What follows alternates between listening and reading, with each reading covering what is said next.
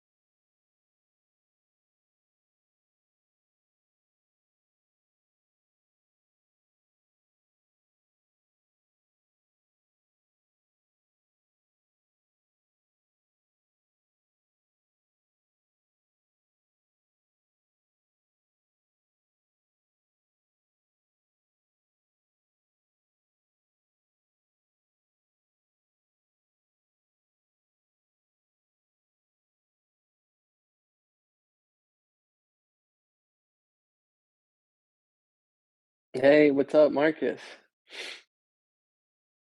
Hey, how's it going, Alex? Doing good. Oh, doing good.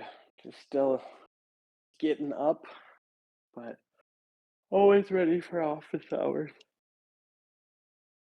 Oh. Yeah, looks like we have a smaller group today. Seems not everybody's joining.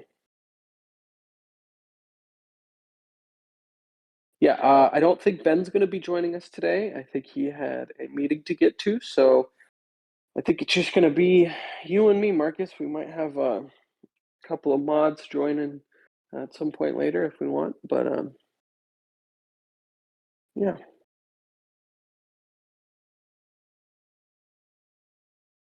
Did you guys get pinged when the event started? Wait, sorry, which event? This event? No, just for office hours. Did you guys get like the little ping notification? No, I'm not sure if I did. Through Discord, I'm not sure. I Yeah. usually just check. Yeah, there should have been. Maybe we only have 7 people here. Very small, but you know, we can just hang out. We can talk. We can have people come on stage, ask questions.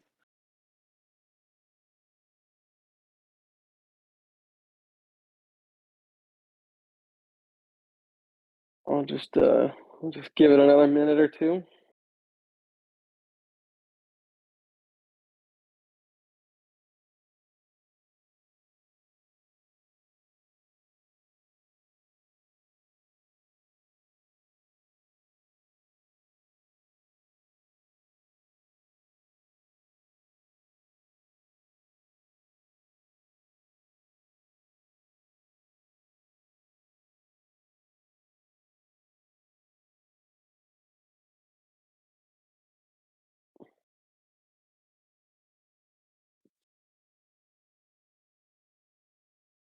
Oh, Korchinski, you're always more than welcome to join us on stage if you feel like it, but also no pressure.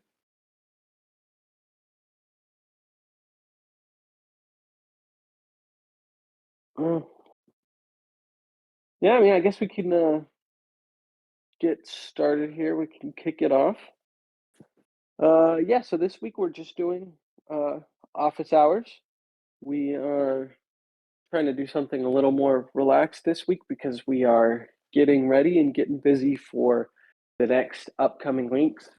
So we probably aren't going to be hosting either Tea with Taiko or office hours for the next couple of weeks. The Taiko team is all going to be heading to Turkey, and we're all going to be attending DevConnect. So the team's going to be there. We're all going to be attending different talk conferences, co-working spaces like hacker houses. So we are going to be active. We're going to be busy.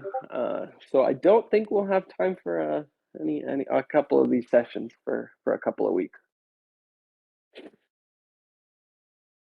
Yeah, I just checked my calendar too. I'm actually getting surgery like literally next Tuesday. Sorry, not next Tuesday, the Tuesday after on the 14th. So I won't be able to come to that one, but I think I'll be able to attend next week and the week after. Hopefully, I'll be able to be healed up and talk by then.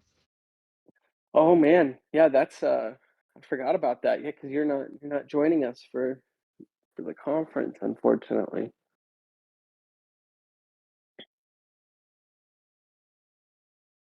Let's see who else Yeah, is. Oh, Invoid. Invoid's gonna be. He'll be joining us there. He's one of our lovely, well-known moderators that you guys have seen around the server, and yeah, he'll be joining us in Turkey as well. He's local.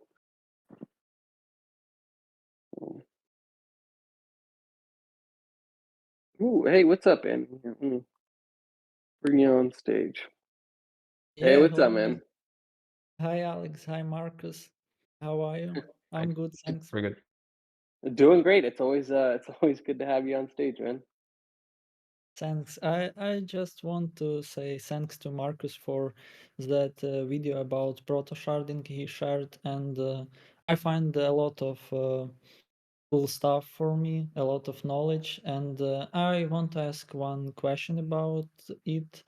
As I understand, like projects were using Merkle tree commitment system, and now to be able to use proto sharding, they need to rewrite their commitment system to polynomial.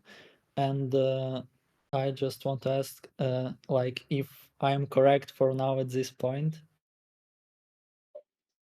Yeah, exactly. Yeah, because the Merkle trees don't have this property where they can have data recovery, but the polynomial commitments do because of the way that works with like the proof system with the kind of the point on the elliptic curve. So like that data will, like the whole data will disappear, but again, by the time there's like a little piece of data that is left over where you could still prove like, hey, like this occurred, but we don't need to have it maintained forever.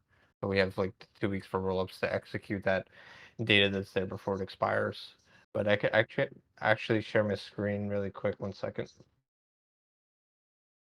I have a few slides from that video because I gave a talk on Halo 2 and just scaling Ethereum. So let's see. Yeah, so this slide is helpful. So it kind of like does the comparison on like a Merkle tree versus a polynomial commitment here. So like the big takeaway is like, does it have data recovery? Merkle trees, no, and polynomial commitments, yes. But the hard part of this is that I think polynomial commitments are a little harder to work with as opposed to Merkle trees. So that's why it's kind of like more challenging to develop this. Do you think you could expand a little bit more on the like the data recovery part of it? Like, what's the purpose? Like, what's it used for?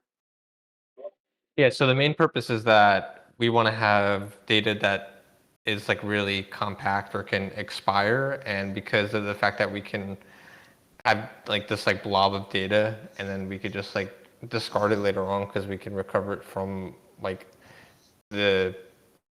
I believe there's a ceremony that was done as well. I think there was like 100,000 people that contributed like randomness to like the snark for proto dank sharding, and they're basically like able to be like, oh, okay, like we're gonna let this data expire and then be able to prove that it exists later, so that we don't have to have like all these different clients maintaining all this data that was already used and can be kind of proven without having to see all the data. That's the main idea. Ah, got it. Man, that gets really out there. That's pretty intense.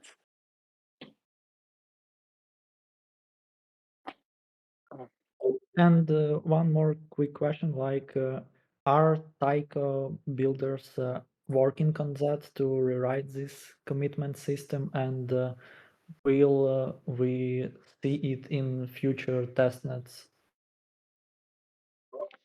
Yeah, so I would say we're waiting until like that is complete, like the new Ethereum upgrade Cancun is deployed, and then we can take full advantage of the proto dank sharding in the ceremony with that new transaction type. So we'll have that extra TPS out of the gate, because I think on average Robs have about 100 TPS right now, but I think uh, post Cancun, it'll be 1,000 TPS based off of estimates. Wow, what allows for such a dramatic speed up or like increase in capacity? I would say I'm guessing it has to do with just the fact that the data doesn't have to be kept forever. Like we could just like take a snapshot within 2 weeks and then just throw it away after because we don't have to maintain it, and because it's not like data that's on, because again it's like that data is going to be on the consensus layer temporarily, and it's not going to be like a huge like trace that's on the execution layer. So they're just going to read these data blobs from the consensus layer, and the fee market is much cheaper than traditional gas as well. So it's like it's temporary data, and the fee market is cheaper. So it's like it not only do you like save money, but it's also like it's compressed even more in terms of like a data availability perspective. Okay. And is there anything that like from like Taiko's side that we have to do like special to utilize like these new like transaction types, like anything like on the protocol level or anything that we have to like reconfigure, or does it just kind of like work sort of out of the box, like you like the rollups don't really have to do anything, it's more of like just a change on Ethereum side of how it interprets some of these transactions? Well, yeah, we have to basically have like proofs for all these different transaction types. So we have like, let me actually grab a video from YouTube. I did a talk about this at Warsaw. 1 second.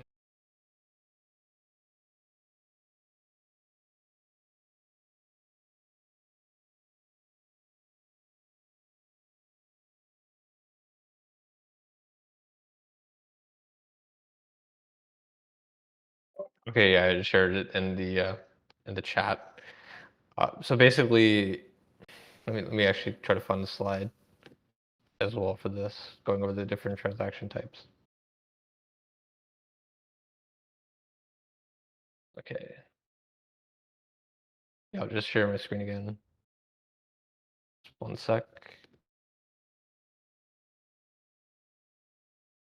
Okay, can you guys see my screen? I can. Yeah, so the main idea is like, okay, we have all these different, let me zoom in because it's kind of hard to see this. Yes, we have all these different transaction types. We have like legacy, which was the default, and you have like type 1 and then type 2. So type 1 is basically the same as like type 0, but you could have, I think, accessless with it. And then type 2 is EIP 1559. So you have like that, you had like the base fee, and then you have like the minor tip as well. And then for Cancun, we have the new RLP will be this. The RLP, I believe, stands for recursive length prefix. It's basically like a compressed, like you have all this data, but in reality, it's going to be like a bunch of like bytes that are compressed.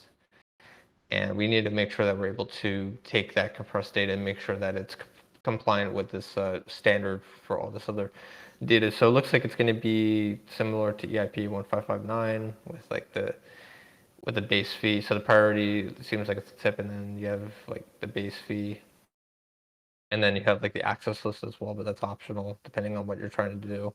And that's mainly used for like if you want to save gas in certain scenarios, but it can be a little hard to implement that properly, especially when you have more external calls going on. They're touching more storage slots. Hmm. Got it. Really interesting, man. Thanks for like, I don't know, informing me about this. And this is kind of like a thing that I hear about a lot, but I don't really know how it like gets implemented, you know? Um, but yeah, do we have any questions from the audience? You can feel free to ask any questions in the chat or hop on stage. I can ask one more. Dude, Andy, you can ask as many questions as you want, man. Okay, Your thanks. stage. Like, I want to know, like, how it will affect, or will it affect at all node runners? Like, in terms of minimal hardware requirements, like will it be lowered with these updates, or it will be higher? Because like we will have more like, oh, okay, well, that will be I won't explain it because I don't really know good terminology. Yeah, so ideally it shouldn't change that much, but I think the biggest change is going to be from the consensus layer client. So like, I think the most popular one right now is like Prism, or like maybe it might be Lighthouse. So those might, just be modified slightly to kind of make sure that the data blobs are being implemented properly and that they're like being discarded correctly over time. And I would say also probably for like Geth, making sure that the RLP is like correct for the new transaction type, and making sure that I think there's some new opcodes coming out, and I think, and they're deprecating self-destruct as well. So just making sure that the execution environment is working as expected as well too. But summary, I think it should be virtually the same, hopefully, from an L1 perspective. Okay, I get it, thanks.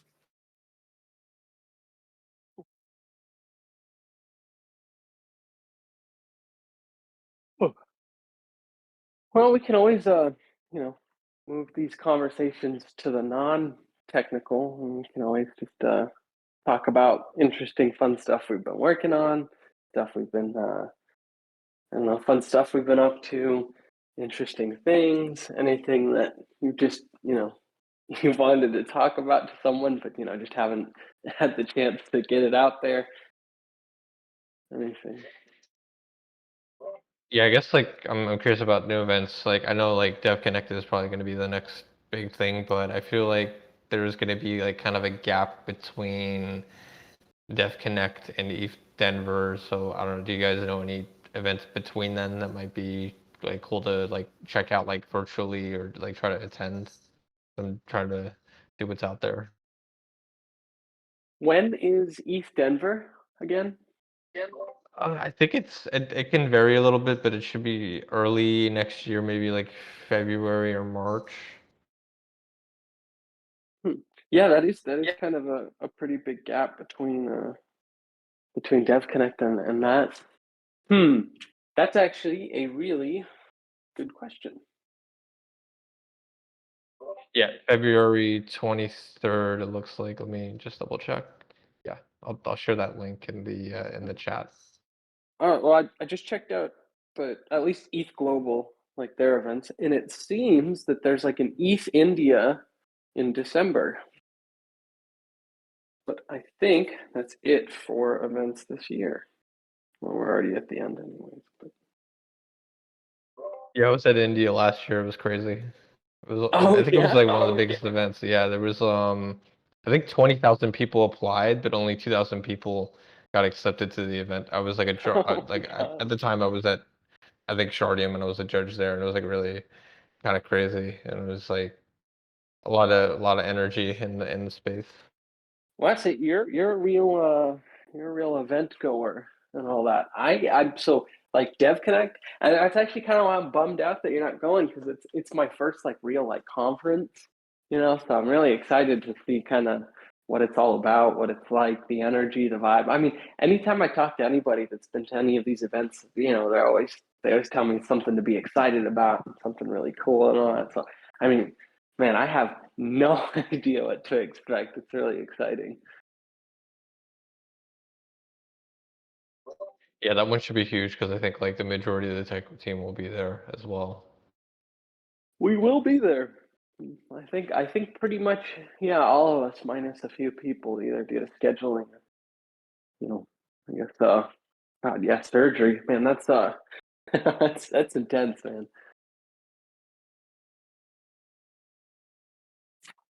But what's been like your favorite event that you've been to, like conference or like uh, hackathon or anything like that? Like, what do you prefer? Like, do you prefer like the big, like crazy, like, events that get put on, or are you more partial to like the smaller, either like a hacker house or something like that?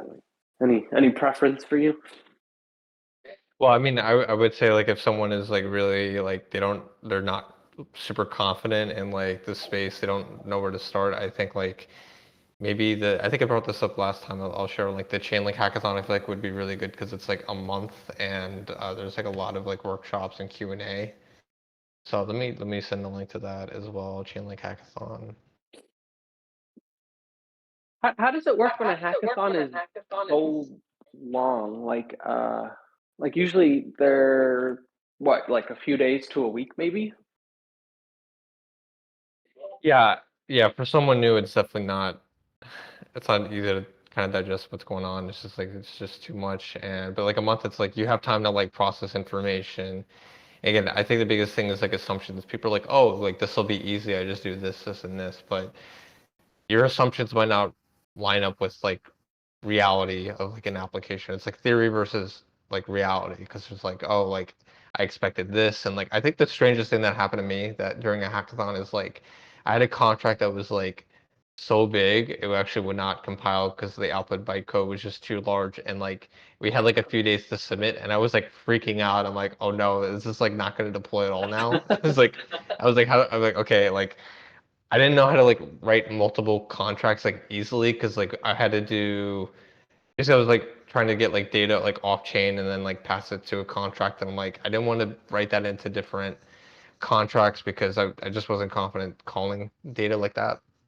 So I'm like, you know what, I'm gonna try to just like cut stuff that I don't need and then maybe just like trim some like other fields and I got it working, thankfully. But yeah, just you never know what will happen during a hackathon. So it's like the That's more time you crazy. have to practice, yeah, the better.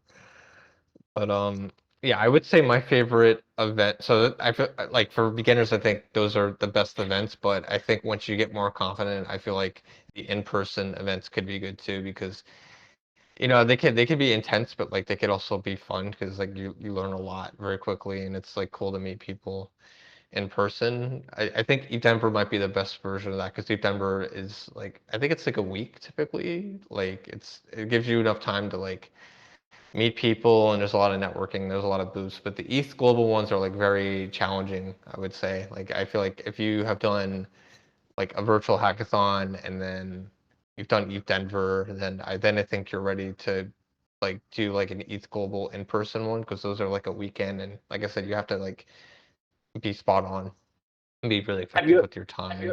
have you done any of those like super short, like ETH Global type hackathons, like really intense? I did, yeah. So actually, I was a finalist at East Waterloo. I'll share the video for that in the chat. So let's see, East Online. So I actually had a friend that is at Chainlink, and we had a conversation regarding like kind of themes with different hackathons. So like one thing that I have noticed is like I feel like the Chainlink hackathons are more kind of focused on like business like oriented uh things, like trying to create like applications in the real world. But Mhm. from what I have seen with like more of the Ethereum focused like general hackathons are it's more based on like theory and like philanthropy. I feel like those are the themes that can hit. But I feel like you could still do like business oriented or like startup stuff, but I feel like the themes are slightly different. Mhm. And like for this project that was a finalist project, I kind of focused on the theme of like, oh, like, like happiness and like we did like we basically had like a way of like trying to prove someone is smiling with like a neural network and prove it like all on chain. I thought it was like the theory and research component of it. Oh man, yeah, I had totally heard about that. It's That's funny. I think either you and I had talked about this before, or I had read about it somewhere. But I've heard of that project before. That's really cool, man. But yeah, I would say my favorite. I told the organizers at ETH Global this. They're like, "Hey, do you have any feedback?" I'm like, "Yeah, can we do like ETH Tokyo like every year?" Because Tokyo was like so cool. I love Tokyo. So how many hackathons do you think you've done? I've done like I think at least like 3 Chainlink hackathons. I did ETH Denver, I think last year. I forgot to mention, like, I think ETH Online is really good. Like, if you can't do it or you don't want to do the Chainlink hackathon, I think ETH Online is really good too because it's like a month and you have plenty of time. There's a lot of feedback sessions, but that just ended. So I think the next hackathon in the short term again is going to be Chainlink. I think it's actually starting next week. So if you haven't registered, try to sign up for that if you're interested. But yeah, it's hard to say. I would say like maybe like 5 or more hackathons. That's like on the lower end, I'm guessing. Also did like And this hackathon for Luxo. Look, that was a really good hackathon too because it was like a month and like there was a lot of like experimentation as well. I feel like every chain has like their own themes. Like Luxo is more like a fashion oriented and like art oriented chain as well. I don't think I've actually ever heard of that project. What do they do? Yeah, so one of the co-founders is actually Fabian. He was the creator of the ERC20 specification for tokens, and he kind of wanted to make a chain that was more oriented on fashion. It's like it follows the EVM as well too, and I think they're at mainnet now. How does So it basically, relate what I to did for that, fashion? That's interesting. oh yeah, so I think they have I think some of the co-founders are like in the fashion industry, and I think they have some connections with like some brands as well that are known in the fashion industry too. But for that hackathon, I basically just added Chainlink to their chain. I just like deployed the token and added some Chainlink nodes and requested like data from Twitter to prove like, hey, your address, your wallet address is basically your Twitter address by doing a off-chain API request to Twitter, saying like, okay, like I'm gonna scrape this Twitter like tweet and be like, okay, like this part of the string is like this address, and then confirm that's the person that called the function or whatever, and if that matches, then boom, that's the person that owns the Twitter account, that address, by proving it Oh off chain. man, that's pretty cool. That's pretty cool, man.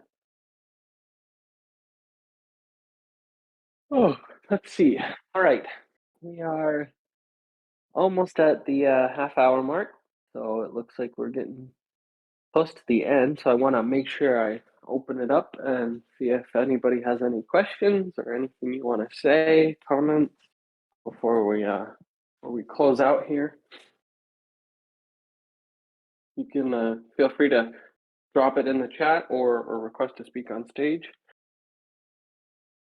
Oh wait, I was actually gonna add something. So they actually, um, yeah, there was a bit of controversy about the location for ETH Denver. I think this year some people had like it was at like a farm or something.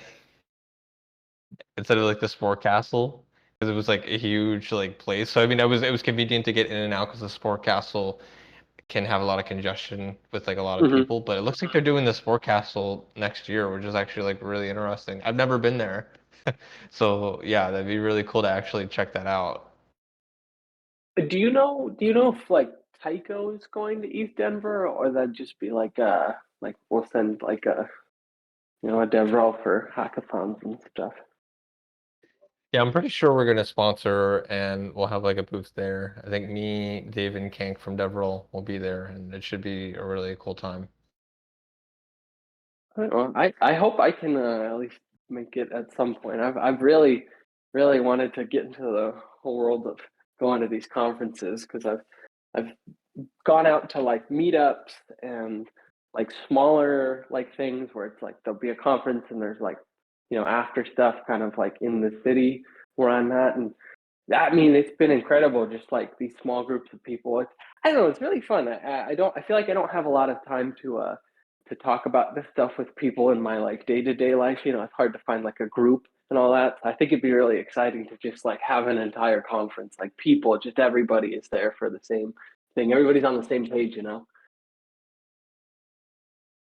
Yeah, if you're around, to make it to ETH Denver with your calendar, like I would definitely recommend coming out to ETH Denver because like I think it is the most consistent, like largest hackathon for Ethereum. And yeah, like I said, I've never been to the sport capsule, but I've seen videos of it and it looks really cool. I gotta look it up. And Like this sounds incredibly cool.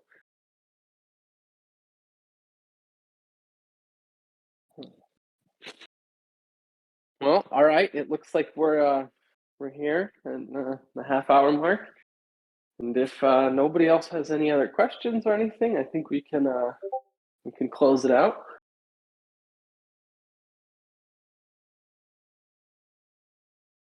All right. Looks like that's it. Well, thanks for joining us, everybody. This was a really fun hangout session. It was really cool getting to hear a little bit more about what you've been up to, Marcus, and your insights into both hackathons, the conference world, and proto dank sharding. That was kind of a lot to throw at you, man. So I appreciate all of the solid answers. yeah, wait, I just checked the address. It might actually be at the same place it was this year. Even though it says Sport Castle, it says it's a place called, let me look it up, the National Western Complex. So they typically have like rodeo shows there, and you could see like a rodeo. Yeah, just like come see a rodeo and then come for the hackathon, I guess. Honestly, I mean, that sounds sick, man. I'll go. All right, guys. Well, it's been fun hanging out with you. Andy, thanks for coming up and asking questions. It's always great to have you on stage and talk to you a little bit. Thank you, guys. Have a nice day. All right, guys. Yeah, take it easy. Thank you. We'll see you back here in a few weeks. And yeah, stay tuned. We'll be posting about what we're up to at Dev Connect and all. And yeah, you'll be able to keep up with the whole Taiko team. So yeah, hope to see you guys around, and I'll see you in a couple weeks.